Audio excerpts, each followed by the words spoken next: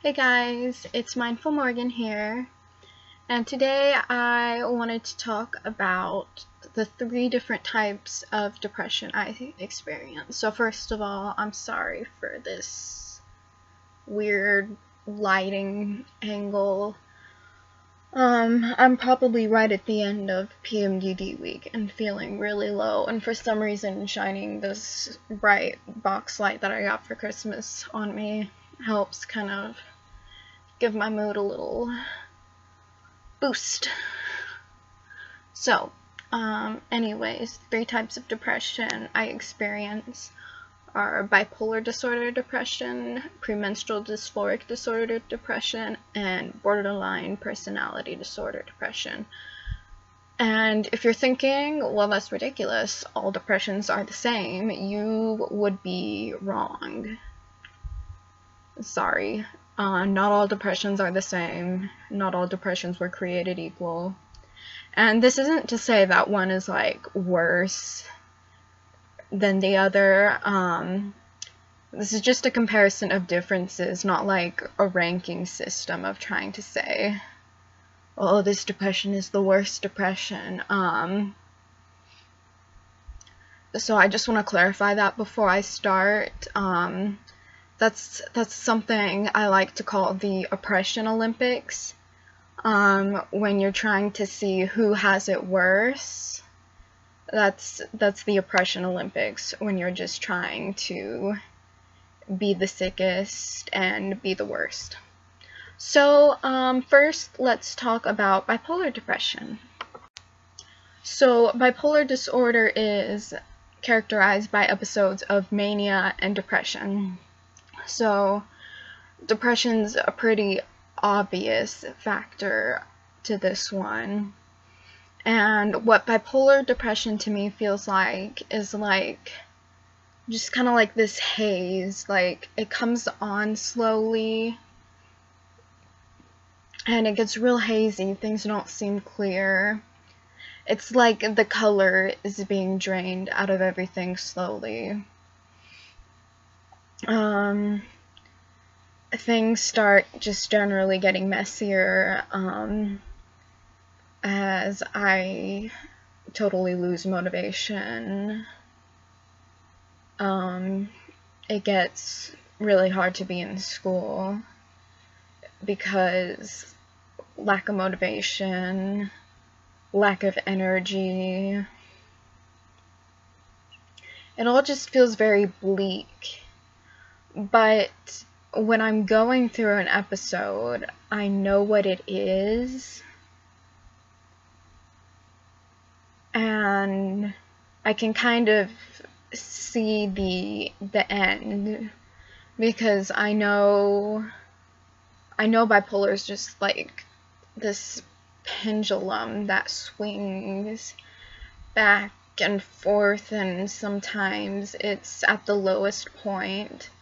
Sometimes it's at the highest point, that's mania, and sometimes it's just right in the middle. And so I know that eventually that pendulum is going to swing back up. And so this type of depression for me is the easiest to get through, simply because I know it's not going to last for long. I think typically depression in a bipolar episode lasts about 2 weeks. And for my bipolar disorder, I'm already taking high doses of 2 antidepressants. So I'm sure that helps me out a lot. When I was unmedicated in high school, my depression would just last for months at a time, and I would just feel like I was in total darkness, like the color just drained away until everything was just totally black, and there seemed like there was no hope in the future. I just hated everything. I wasn't sure why, and it's kind of just because the color had all drained away. I didn't see the point to anything. Why am I going to school? Why am I planning for a future? I just want to be left alone and sleep all day is basically the kind of mentality that I had at that time.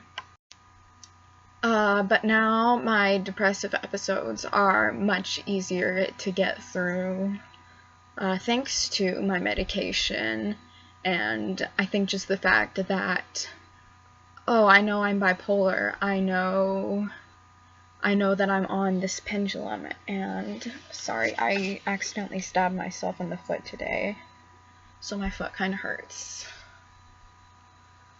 I just had this pin it was attached to one of my bags and it fell onto the floor because I just have a bunch of bags on my floor and I totally stepped on it.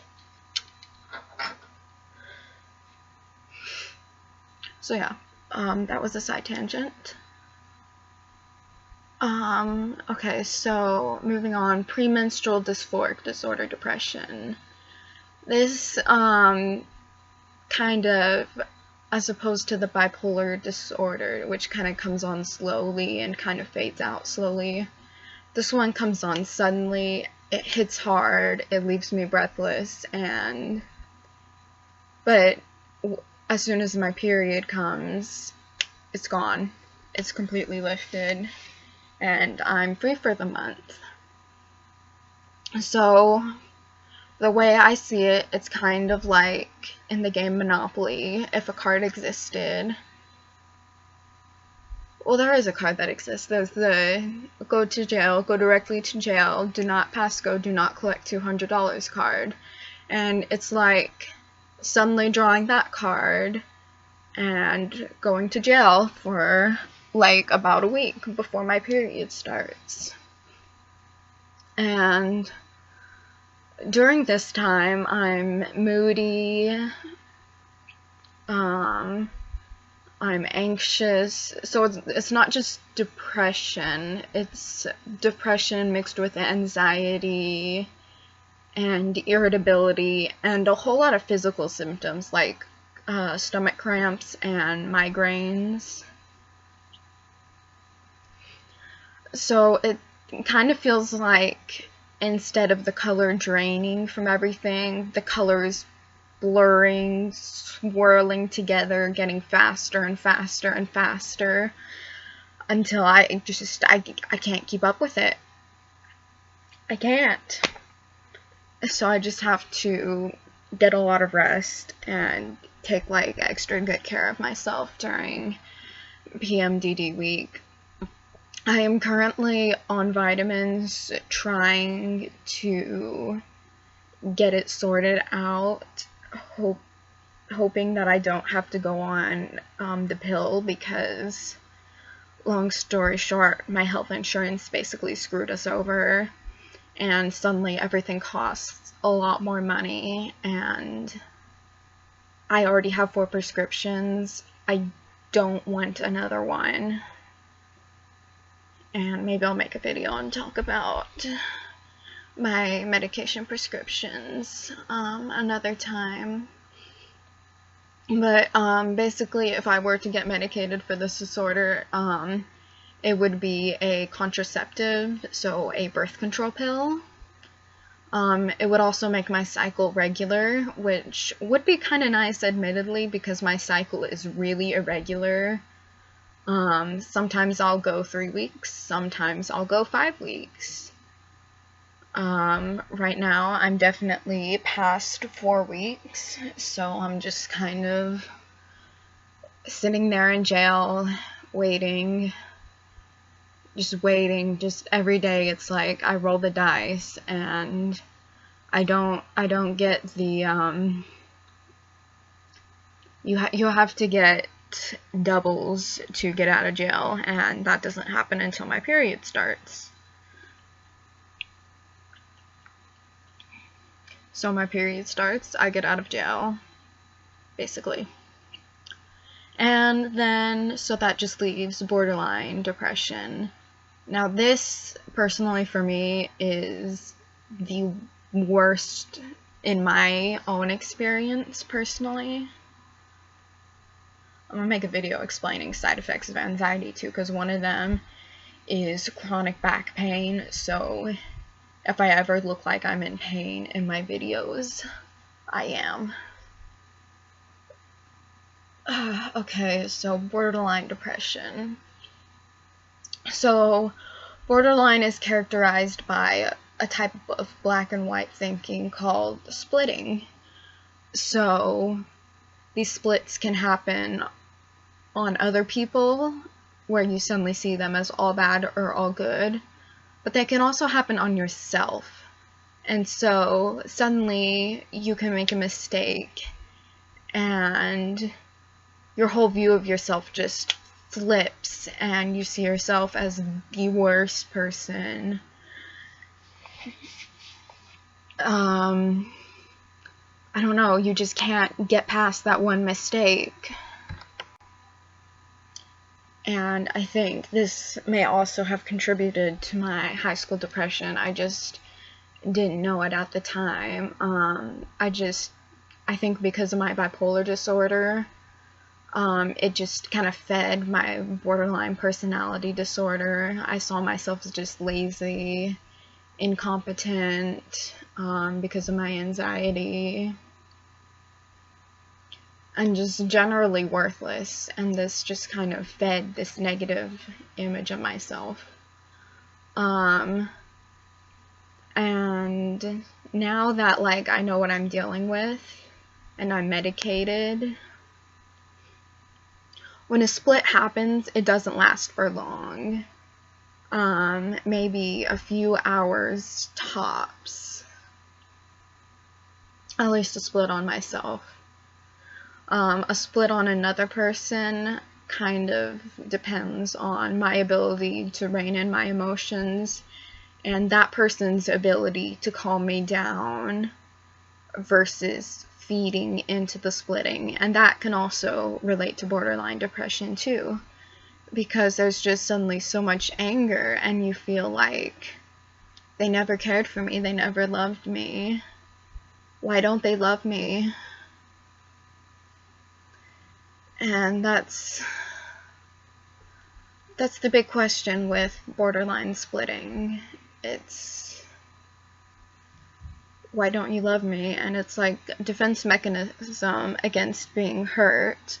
I'm not really sure how it came about to be a defense mechanism, because it's definitely a very, very backwards, malfunctioning defense mechanism. Because it tends to just make the situation a lot worse by adding in just this borderline rage, and just, you misunderstand pretty much everything the other person is saying once you split on them, because your mind has decided that they're going to see everything, that it's going to see everything as a negative. But like with the splitting on myself, that'll let up after a while, and I'll be back to normal. And I say this is the hardest depression for me, because this is the one most likely to draw out suicidal ideation, because it's like in an instant, everything I know, my world, my security was just ripped away from me. And I don't know, I suddenly don't know what the future holds for me. I don't know what's going to happen.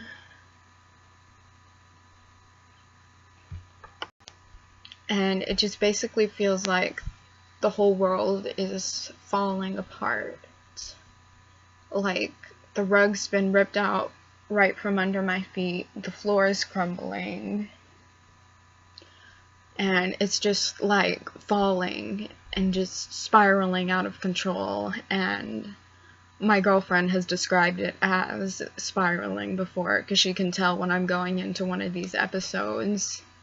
Because there's also a lot of anxiety involved in the mixture. She says, she makes a joke, she's spiraling, she's spiraling. And before I learned what borderline personality disorder was, and before I really learned how to get control of it, it was hard. I mean, it's hard now, but at least I know what's going on and I know how to calm myself down because I'm in DBT. But back then, there was just so much anger and confusion, and again, it all boils down to the question of, why don't you love me? And the answer is, they still love you.